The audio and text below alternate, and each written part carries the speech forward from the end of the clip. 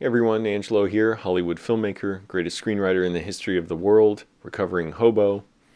I've been thinking about how I recovered from COVID now, and I'm still taking it easy with the exercise because I know that it can potentially be damaging to your heart if your heart's not totally recovered from inflammation you get from your immune response when you have COVID.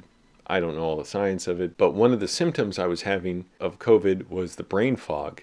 And I recognize that symptom as something I've been through a lot before, and that is dissociation, the dissociative feelings, a feeling like I'm not in my body, I'm not connected to the world, like things don't emotionally resonate. It's hard to actually describe what it's like because it's just a sensation. It's not anything you can see with someone and say, "Oh, you look sick." It's terrifying. It's probably the most terrifying thing in the world to me in many ways. And it made me clutch, sort of the feeling of my life slipping out of my hands and being like, oh my goodness, am I going to be dissociated for the rest of my life? Is this going to damage my brain? Fortunately, no. And what I read from a neurologist is most people recover from that brain fog. It is supposedly due to inflammation from your immune response. That's your immune system's way of fighting disease. So it does go away. In my case, it has gone away. It was kind of weird coming back to work, but it was more because I felt like I was in a time capsule, buried away for the 2 weeks I was out. And coming back, I'm like, oh yeah, I work here? Oh, this is my routine. I didn't have any problem getting back into my routine, but it was a little bit like, when you get older, I guess you're just set in your ways. And I got kind of set in my way being home. I'm like, do I really still work at my job? I haven't been there in so long. But anyways, yeah, it's fine. And it was good to have that stimulation. So good. I can't take that for granted. But I wanted to talk about how for most of my adult life, I was pretty much in a fully dissociated state with depersonalization-Derealization disorder. It's funny saying those words now. It means something different to me almost every time I think about it. Because now I can say, I'm really strongly recovered from it. It's sort of, it's upsetting to me to think about even now just how much trouble I went through with it, but not so much in such a bad way. In a way almost like thinking of it as another person, oh, that poor guy, he went through a lot and thank goodness he's better. And it was a meaningful transition. I wanted to talk about it because lots of people have it. I've gotten so many comments about it on my videos about it in the past. And I still like watching videos about recovery from it because it's so nice and uplifting to see that. So I'll recommend one channel where I learned some recovery techniques is Jordan Hardgrave, but he puts up videos about how to recover, and I'm like, yeah, that was kind of how I learned, is a body-based approach, which is what he says. So first of all, depersonalization-Derealization disorder, it's absolutely terrifying. It's horrifying to go through. It's basically the body's way of reacting to stress, overwhelming trauma, and it makes you disconnect from yourself. So you basically, it's like you can't perceive reality. And for myself, I'm going to speak mostly about my own symptoms, but everyone's symptoms, everyone experiences it kind of differently, but everyone also has many of the same problems when they go through it. It can manifest in different ways, and each time I had a relapse of it, it felt different, and yet I knew it was the same thing, whatever it was, because for most of my life, I didn't even know what it was. I started having it when I was 17, came on very suddenly with a panic attack after I went through a bunch of stress, and I had basically 14 months of nonstop, this panic attack that started boom, planted into me and kept burrowing and expanding in me, and it was absolutely horrifying, and I didn't know what was happening.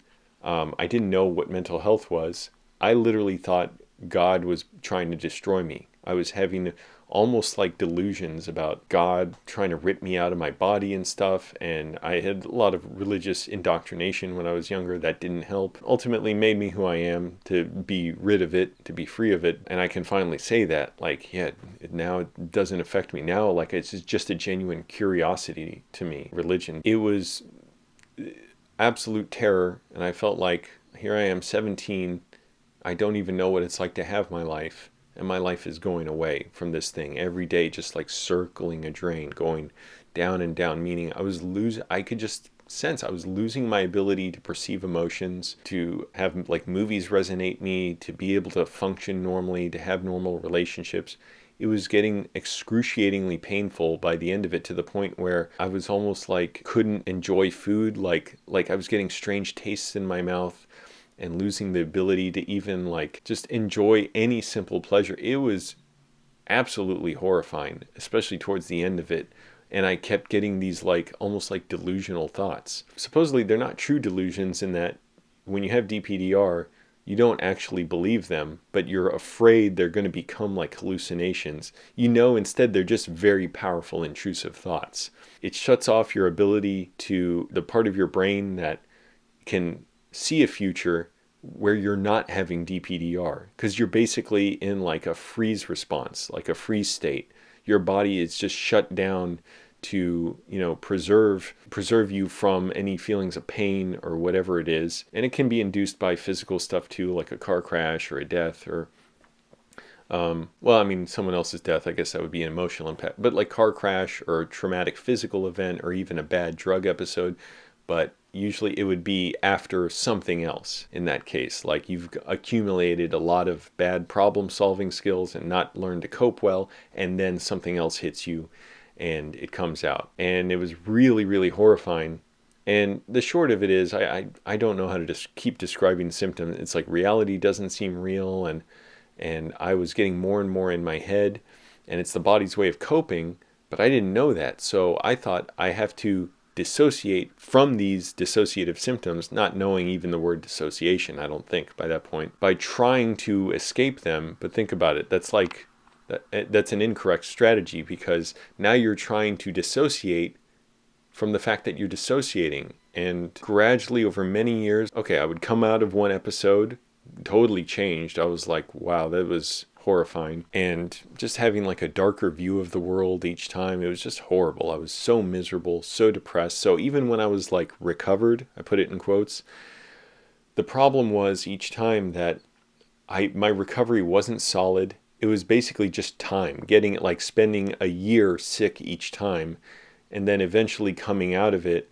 But each time my recovery was more and more shaky, to the point where it was easier and easier for little things to trigger like deep feelings of dissociation, like being disconnected from myself, from my emotions, from my body.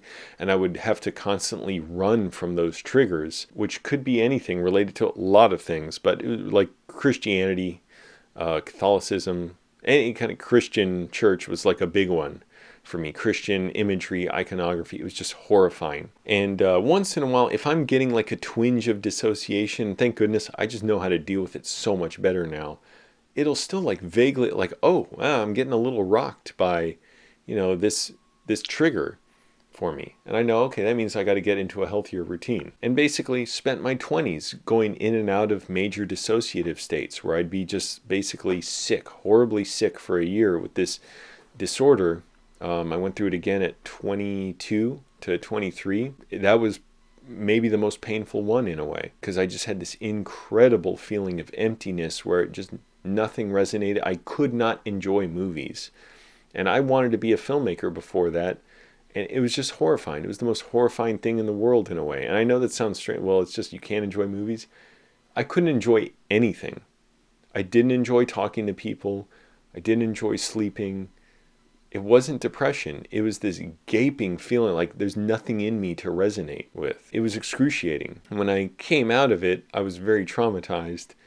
And my recovery, it was very uneasy. So I was constantly scared that like I'm not a real person, that I've been cursed by God or something, and trying to live a normal wife, while having like this secret, because I didn't know how to tell people about it. Like I didn't even want to tell anyone about it. It was horrifying. And I was so scared, like if anything good happened in my life, that I wouldn't be able to handle it, because even things that felt good would trigger feelings of dissociation, of depersonalization-Derealization disorder. And so I was so easily triggered into feelings of dissociation.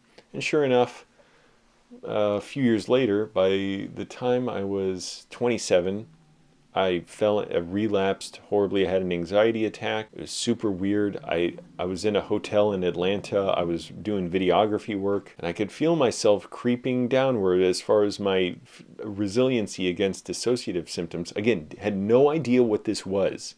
All I knew was avoid it. Just bury myself in movies and stuff like that. As a result, I had to be sort of like, not antisocial in a way, but constantly on guard from like any potential triggers. And it's just like being out with people, I was just trying to escape these feelings.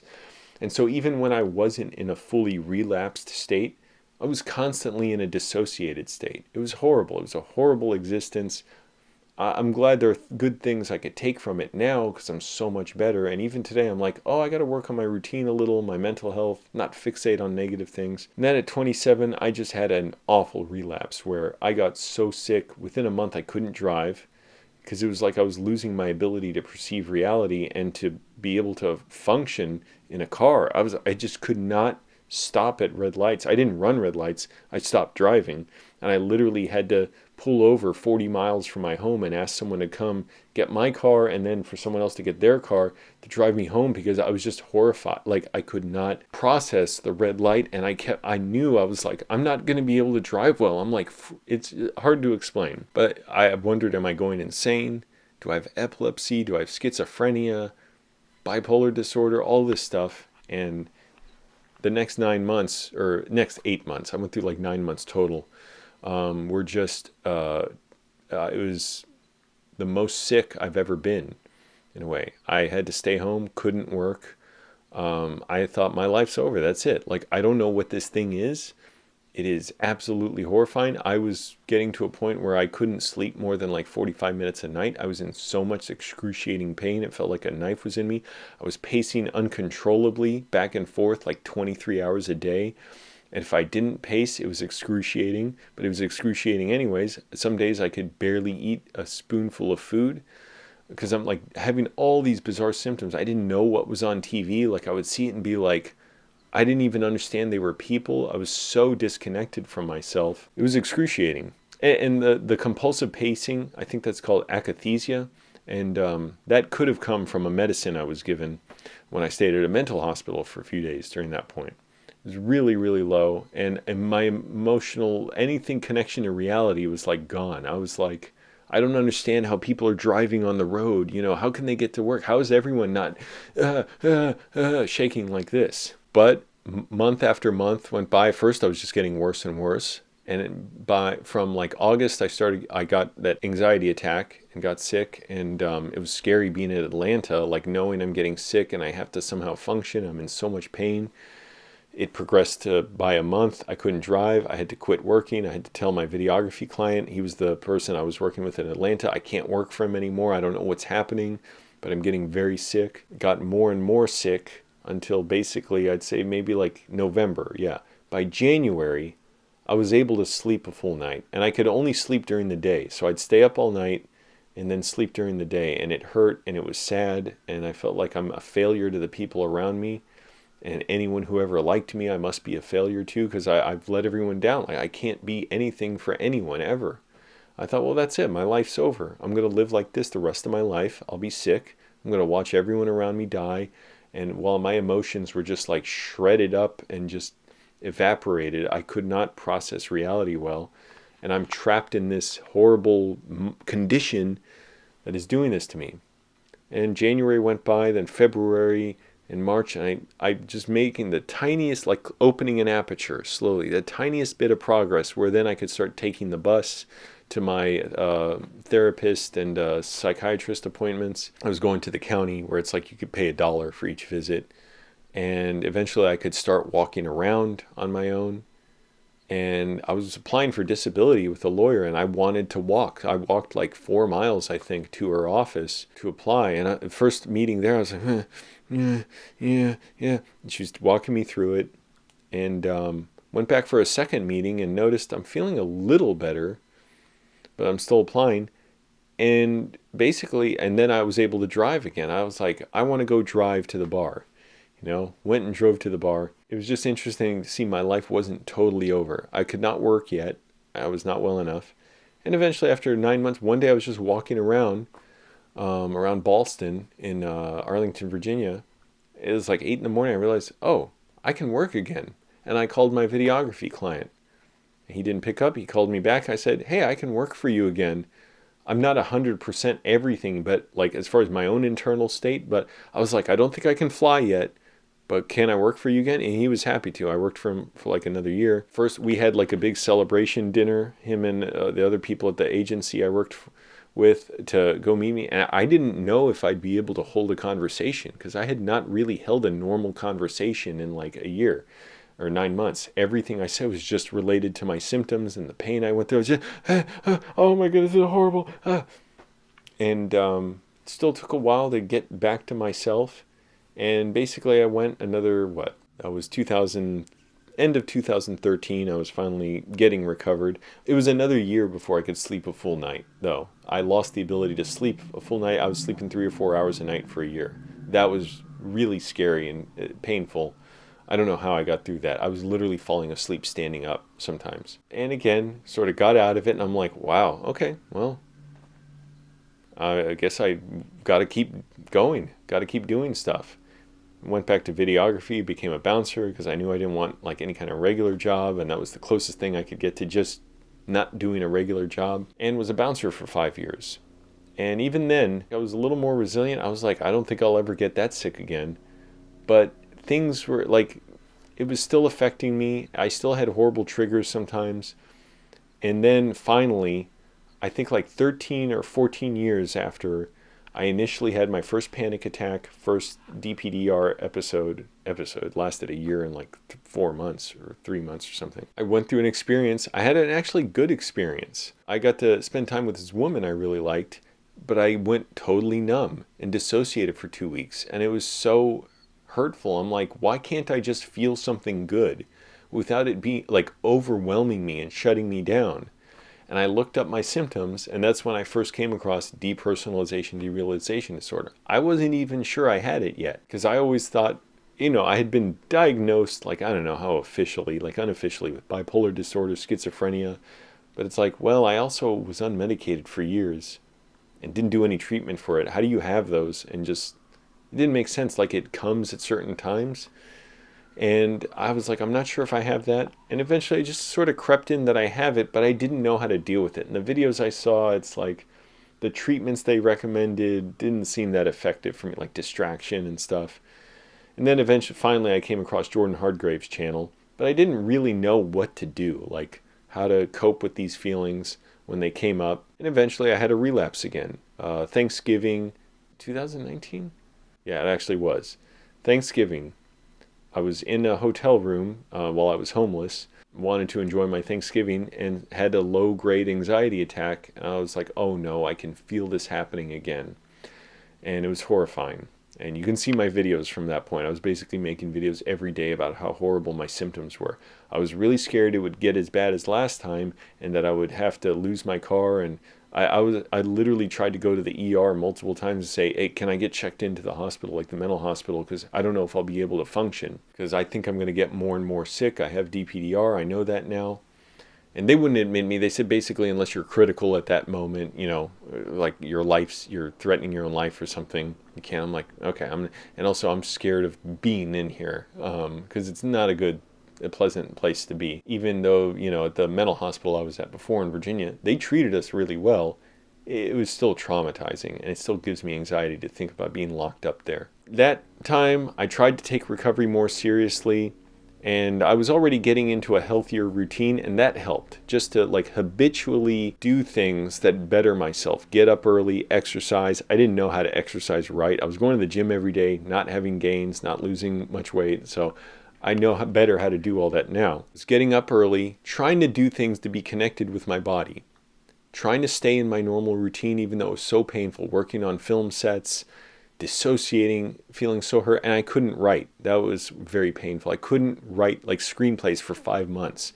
I realize now I should have kept doing it and working through that pain, because it's not that I lost the skills of screenwriting, but all I can describe it's like a vice clamping down on you. When you try and loosen its grip and exercise those emotions, it like turns its like claws into me again. And it was so painful. And I couldn't write screenplays for like 5 months. And it hurt because I love screenwriting. And I was like, well, just got to get through this. And I was gradually getting better. This time it took a long time to really recover. And I was doing stuff like trying to be active, talk to people, repeated exposure to, normal things. And also trying to figure out a body-based approach. A lot of stuff really didn't work for me. I was going for walks every day, being out in the sun, being at the park, doing pull-ups at the park. Trying to do stuff to get my body feeling more connected, or feel more connected to my body. It was really like, end of 2019 that started. In 2020, I was still having those feelings. And I know 2021, I was still having those feelings. So it was really almost like 2 years to recover. But even though the recovery was much more gradual, the symptoms were much less severe and I could function better. So it took a lot of time, and it was scary because I just kept wondering, am I ever going to get fully better? I still have these flare-ups of symptoms all the time.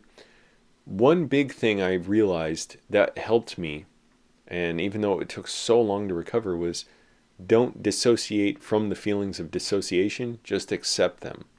Because think about it, you're dissociating further if you don't accept them. One night I did, it was like a month after my symptoms hit me, or almost a month after that first relapse.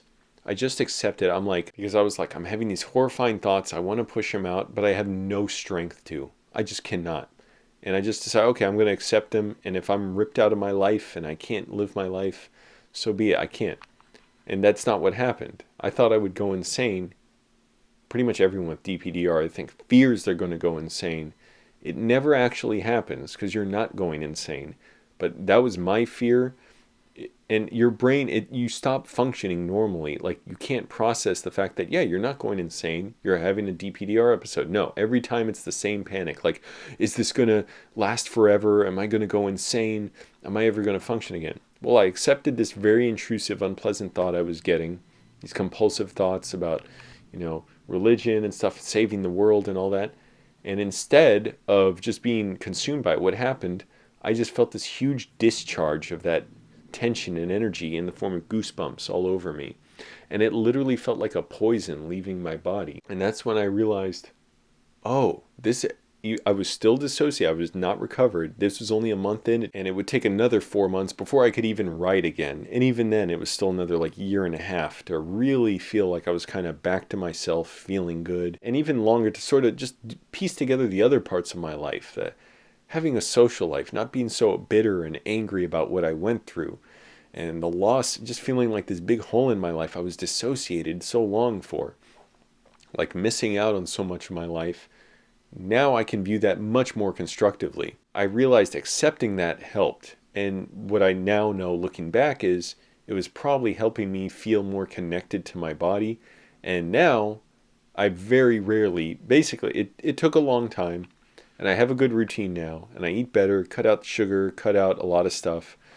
Not cut out all sugar, but I mean basically eat clean and have my diet honed in, the meal plan, get it up, exercise, ride my bike, that helps, and feel and do the things I love. Writing and now film coloring. I'm like, for whatever reason, I love film coloring even more than, I don't know if I'd say more than editing in a way, but more for some reason I love it.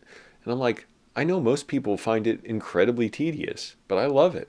So I've been studying it, and I literally have a notebook with 70 pages of notes I've been taking on DaVinci Resolve coloring. So stuff like that gets you feeling more present, safe, in the moment, integrated. One big thing that started helping me, progressive muscle relaxation, clenching up muscles, like any muscle group in your body, your face, you can crunch it up like this. You do it slower than that and slowly loosen all the tension, and do stuff like that regularly, and putting your body in a relaxed state, because I really, even this morning, I was getting tense and uncomfortable. Progressive muscle relaxation helped a ton. Just stopping and accepting when I did have occasional flare-ups, and they just get less and less with time, and to the point where I'm like, wow, I'm really experiencing my life now. I'm really finally just here and present and able to enjoy my life, and not bitter and angry. And those feelings can always come back. That's the thing. I had the recent COVID and just been stressed about other stuff, and also kind of, wanting to get my career going with film and writing. So yeah, those times come and I have to be like, oh, slow down. Instead of trying to run from those feelings and dissociate further, invite them in. Just say, okay, I know you're here, DPDR. I know you're here, stress. I'm happy. I'm glad. Like, yeah, you're here, but it's fine. Like, I'll be okay. I know you're just trying to help me. You're my body's way of helping me, but I'm safe and present in my body, and I am safe and secure in my body. Now, part of that too is you have to get out of situations where if you're not safe and that are causing more and more stress and trauma, got to get out of this situation. Got to make sure my house is, apartment, like things are good here as far as I'm able to help it. But just doing so much better now, doing the things I love. So it's like a combination of being present in my body, getting up early, exercising, having a good routine. So I'm like habitually building day after day. Each day it's a small change, but lining up now hundreds and hundreds of days of good routines, of trying to keep my mind positive, doing the things I love, reading, watching movies, engaging with people, never assume I've just learned everything, always keep pushing myself and realizing, wow, I'm doing really well. Today I'm having a little bit of an off day. I'm a little stressed, but instead of thinking, oh, I'm regressing, whatever, I just have to think, no, like, I just accept it. Okay, no worries, I'm stressed. Well, yeah, I'm stressed. Oh, like just noticing it, like, oh, I'm stressed. Oh, I'm having dissociative symptoms. And just being grateful almost for them. Like, oh, like I see you're there, anxiety.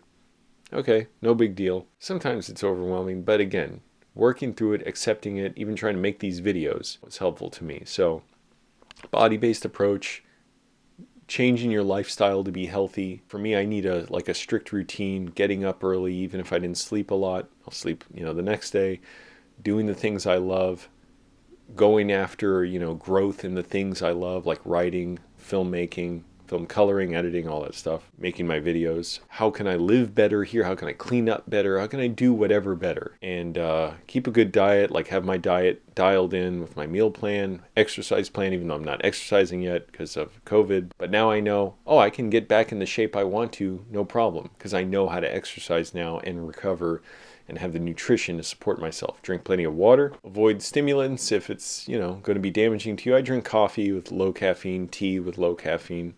But that sometimes I do consider like, I don't want caffeine right now. Just, have the no caffeine tea. And keep communicating with people. Be open. Because getting in your own head is one of the horrible things where you're dissociating in just a low-grade, mild way. So the rare times I have symptoms now, I'm just like, oh, I'm having dissociative symptoms.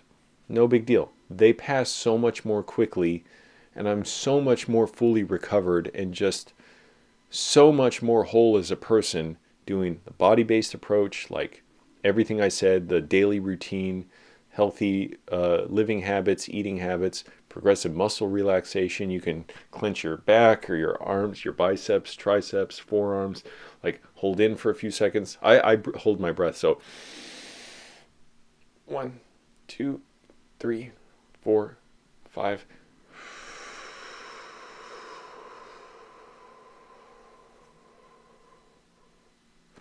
And just go limp.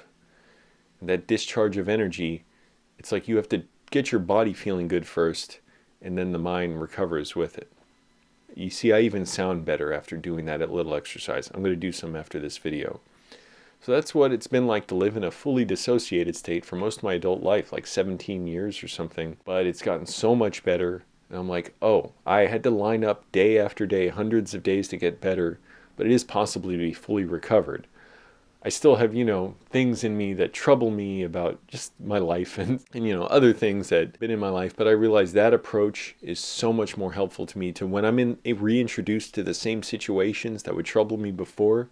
They're not troubling at all. I'm so happy to be there, to be out with people and stuff. Whereas before it used to make me sad, like, I'm out with friends now, but I was such a loser for so long. Now I'm like, no, if I'm out with friends, I had a good time. It was meaningful to me. And I was really there, able to enjoy it, not hanging on to this or that. Yeah, I've went through some bad stuff too. Won't get into that, but I'm able to be so much more resilient now. So look up Jordan Hardgrave, look up body-based approach for DPDR if you're having these symptoms. Try and accept them. They're terrifying every time. Everyone wonders if they'll get better. I believe you absolutely can, and that you can recover. It's just very scary. When you're in it, you cannot conceive of possible recovery. But it is very possible. I went through hell, and I wouldn't really change it in a way because it made me who I am. Like I have the insights I do now. But you don't have to nearly go through all that I did to be able to be recovered. So anyways, thanks for watching. If you watched this far, like the video, subscribe to the channel. I'm trying to put out more videos like this. It takes time to make this content, so I'm trying to make it make sense for me, build my channel. All right, everyone. Thanks for watching. Bye.